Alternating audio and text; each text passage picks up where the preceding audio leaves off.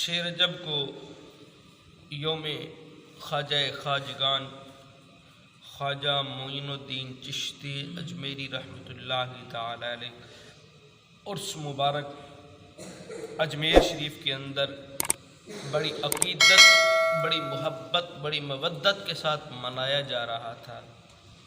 تو آج ہم بھی خواجہ صاحب کی بارگاہ میں عقیدت پیش کرتے ہیں۔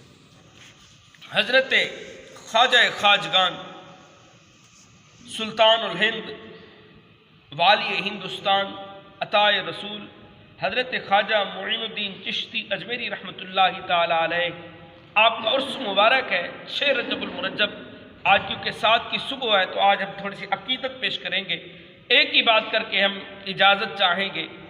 تو حضرت خواجہ خواجگان خواجہ معین الدین چشتی اجمیری رحمۃ اللہ تعالی علیہ، آپ خاندان سادات سے تعلق رکھتے ہیں، آل رسول سے تعلق رکھتے ہیں، اور آپ کی ولادت علاقہ سنجر میں ہوئی 530 ہجری میں۔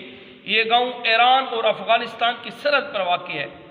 خواجہ صاحب کے والدین متقی، پرہیزگار، عابد اور زاہد تھے۔ والد کا نام غیاث الدین اور والدہ کا نام بی بی ام ورعہ ہے۔ خواجہ صاحب کی والدہ ماجدہ حضرت غوث اعظم کی چچا زاد بہن ہے، کزن تھے، سوتر تھے۔ اس رشتے سے غوث اعظم خواجہ صاحب کے ماموں ہوتے ہیں۔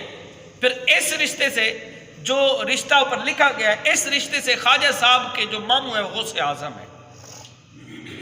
تو تعلیم و تربیت آپ نے خراسان میں کچھ کی ابتدائی زمانہ تھا، والد کے پاس جو ہے زیر سایہ رہے۔ اس کے بعد سنجر کی مشہور معروف درسگاہ میں داخل ہوئے۔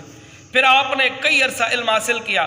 پھر اس کے بعد آپ کے پاس ایک باغ ہوا کرتا تھا، ایک باغ۔ ایک دن بیٹھے تھے، باغ کو پانی دے رہے تھے، تو ایک مجذوب آ گیا باغ کے اندر، جس کا نام حضرت ابراہیم قندوری رحمۃ اللہ تعالی علیہ۔ وہ آئے تو پھر وہ بال بکھرے ہوئے، خستہ حالت تھی، باغ میں آ کے سائے میں بیٹھ گئے، گرمی کا موسم تھا۔ تو خواجہ صاحب نے دیکھا نا باغ کو پانی دے رہے تھے کہ ایک مجذوب آیا ہے۔